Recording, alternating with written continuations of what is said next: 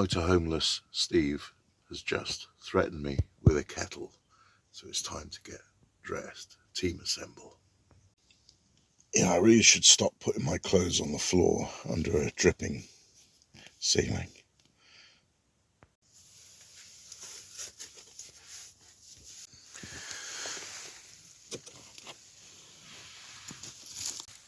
There's ice on the inside of and outside of the window.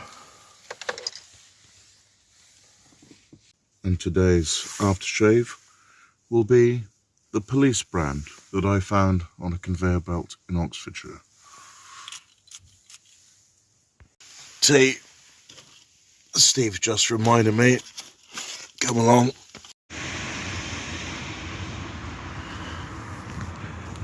Yeah, after all that effort with the green tea, I'll have a cup of coffee, please, Steve. This is cosy. And maybe a little austere with the decorations. Needs a female touch, which I'm sure you'll arrange in due course. Maybe. Yeah, and we're not just talking about decorations here. Let's drive the sofa. Ooh, sumptuous. So those of you who are wondering why you need vapor barriers, you can see Steve has got 2 inches of insulation on the ceiling, but there are small amounts of exposed steel there, and you can see just from the breath there's a drip forming. I mean, Steve thought it might be from where the solar panel was drilled in, but it's not that. And that's your mission today, to procure vapor barrier, isn't it? It is. The Ilkeston mission is cancelled as advertised in the previous episode, so it's a magical mystery tour again.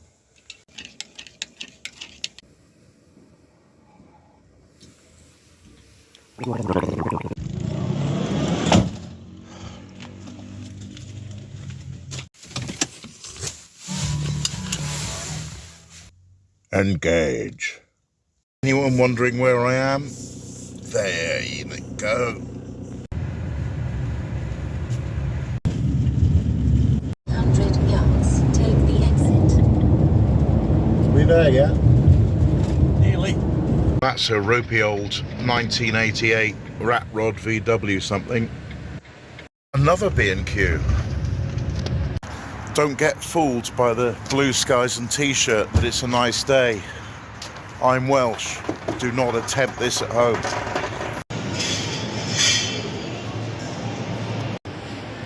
Tools. Tools.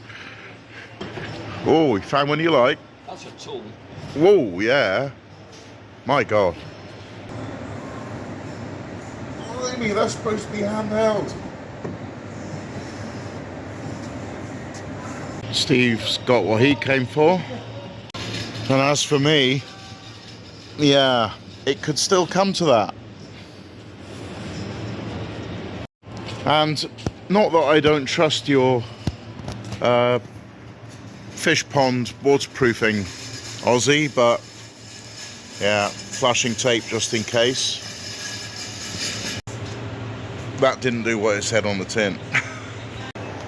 That or I'm incompetent.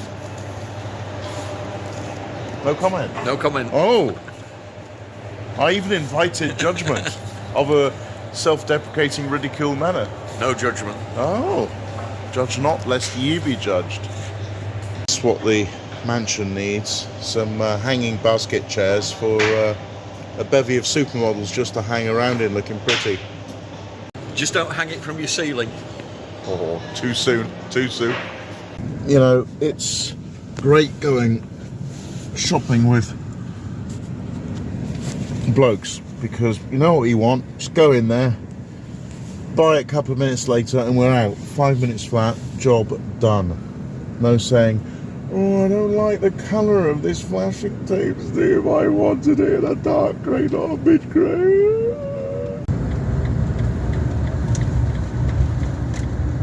Another magical mystery tour continues.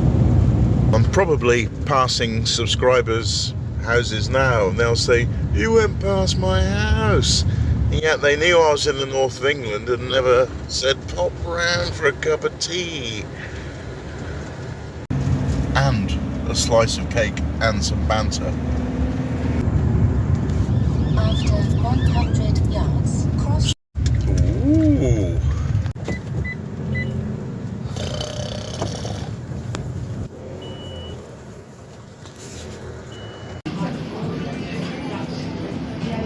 And not a moment too soon.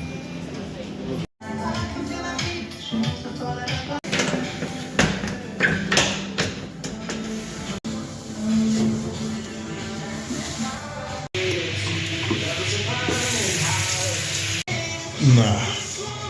Double sausage and egg sandwich with hash brown, but no HP sauce.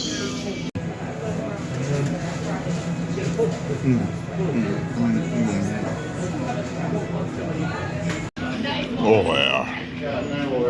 How's yours going down, Steve? The less said. Spot on. That's better. Dropping my snobbery here and being objectively truthful, I have to say that McDonald's double bacon egg hash brown sarnie and the coffee are excellent. Got to agree. And it's your go-to coffee, isn't it? It is, yep, every time. Oh, that was breakfast.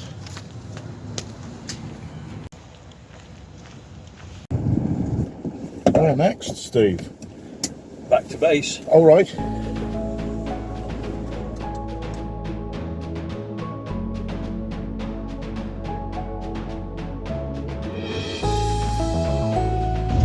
A windmill up here.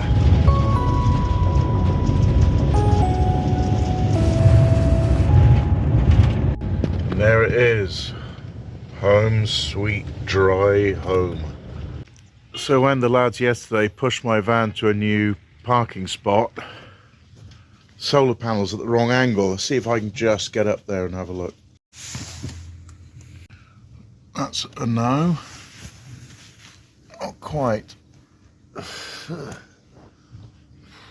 I could climb on this metal box here, but look at people that have been... This is probably the same person spitting chewing gum up there. Ugh.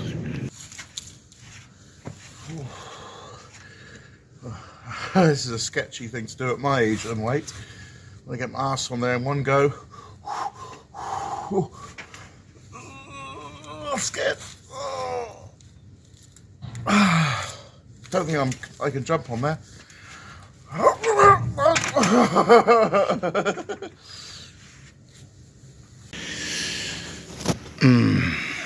No, I'm not going to risk it, Steve. Right, well, I guess this is it, good buddy. Yeah. And see you again on your next Magical Mystery Tour. Yeah, no worries, Tim. Thank you for all your help. Yeah, it's okay. Won't be long.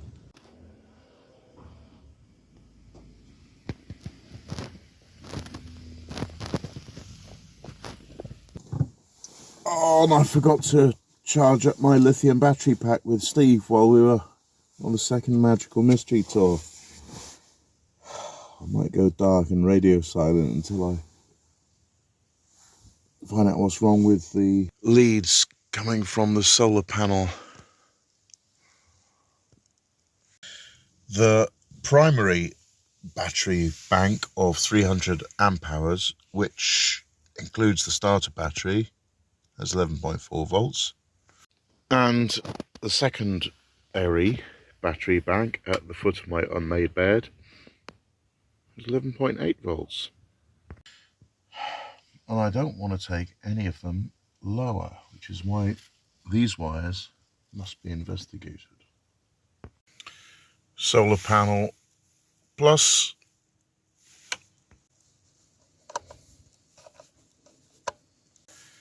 and I misplaced my Stanley knife yesterday, so I'll use this bloody Rambo knife to cut the electrical wires, which is difficult as these wires are steel, not copper.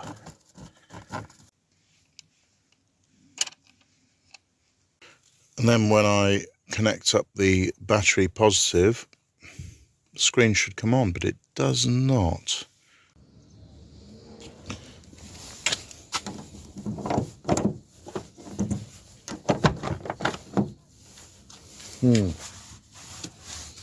Right, what's going on here?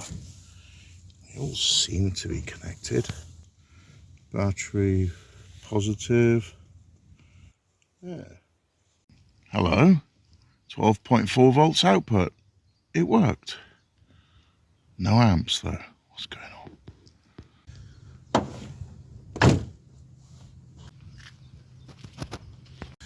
Right, where was I? What if this connection is loose as well?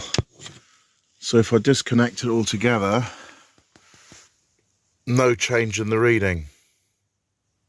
It's entirely possible that the male member is not quite long enough to reach down into the cervix of the female member. Therefore, an extension operation may be required.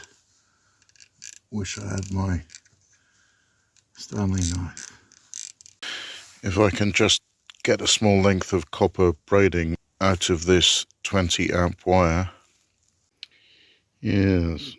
And insert that into the electrode of the female. And here's one I've prepared earlier. It's a bit of a hog roll left over from yesterday that crow has found. Anyway, surround the male with the female.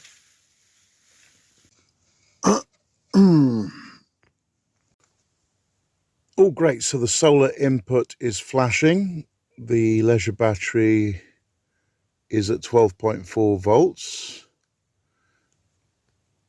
And should that amp thing start flickering on soon once it's stabilized? You have charging profiles here. BO1 is sealed lead acid. That's gel and that's floated. And the default is that one, should be the same. And anything higher than that is lithium. I just did some research and the flashing solar and solar panel icon means you need to disconnect the battery positive, leave it cold for a couple of minutes, then reconnect it.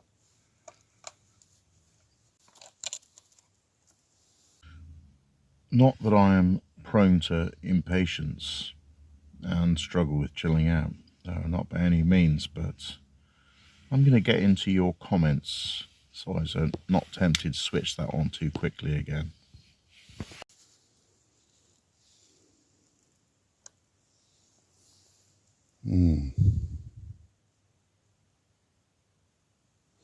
Same. Right, I shall use this in-car phone charger as a crude, well, probably very accurate voltmeter.